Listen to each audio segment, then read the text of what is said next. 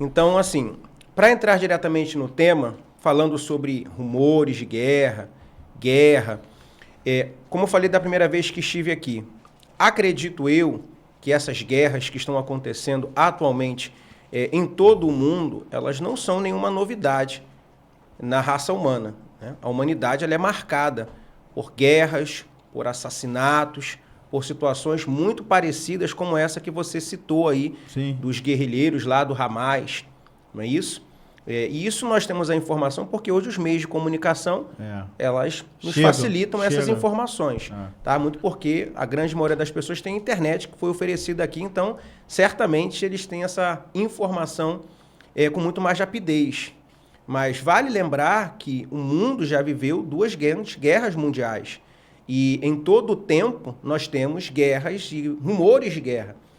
Então eu acredito que isso é sim um sinal do retorno de Jesus, mas ele não é um sinal que surgiu agora.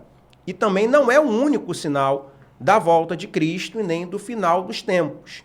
Existem outros sinais, existem outras situações que valem a pena também nós salientarmos. É claro e evidente quando nós tratamos a ideia de assassinar um outro ser humano, de matar crianças, de assolar pessoas, de acabar com países, nos afeta, porque o impacto é muito maior. Sim. Porém, existem outras situações que não envolvem mortes, que não envolvem assassinatos, que não mexem, né, com a raça humana dessa forma, como você bem alentou, mas que também são sinais da volta de Cristo que passam muito desapercebidos por todos nós.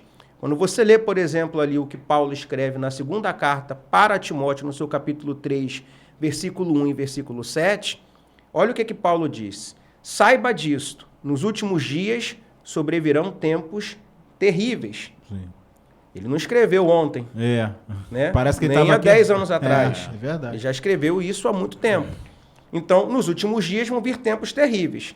Os homens serão egoístas, avarentos, presunçosos, arrogantes, blasfemos, desobedientes aos pais, ingratos, ímpios, sem amor, irreconciliáveis, caluniadores, sem domínio próprio, cruéis, inimigos do bem, traidores, precipitados, soberbos, amantes dos prazeres do que amigos de Deus, tendo aparência de piedade, mas negando o seu poder. Afastem-se desses também.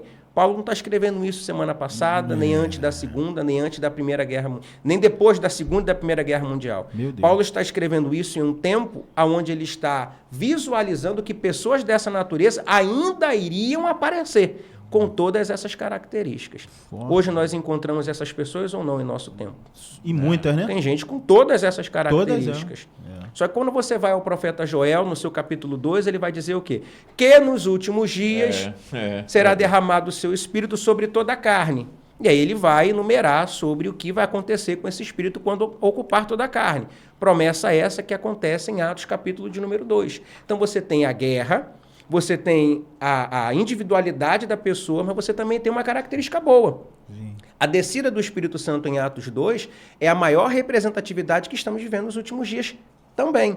Então, quando você está num culto pentecostal, que a pessoa roda, pula, sapateia, fala em outras línguas, geralmente nós temos o hábito de dizer o quê? Estou cheio do poder.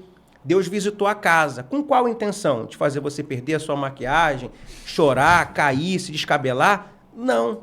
É uma clara evidência dele transmitindo uma mensagem para você dizendo: o fim dos tempos está próximo. Então, aquele culto pentecostal também é uma informação de que os dias estão se findando. O fim dos tempos está chegando. Então, você tem as guerras, você tem a pessoa, você tem a presença. Existem inúmeras situações que nos elencam aí a ideia de que Jesus vai voltar a qualquer momento. Pode ser agora, pode ser amanhã, pode ser daqui a um mês. Não sabemos. Mas os sinais estão aí. É isso que eu ia perguntar.